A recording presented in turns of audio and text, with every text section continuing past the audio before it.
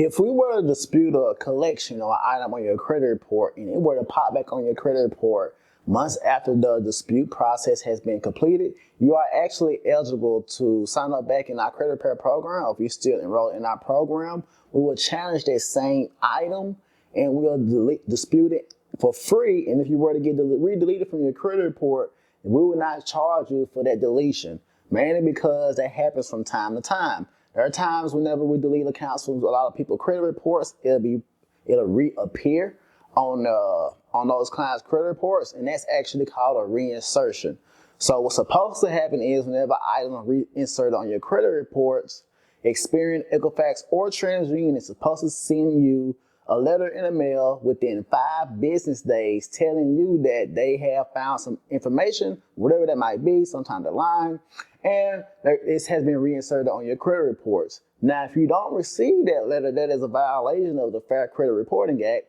and it's supposed to be deleted from your credit reports. We've used that same law over and over and over again, and we've been able to get a lot of people's reinsertion items re-deleted off their credit reports, and it actually stays out from time to time.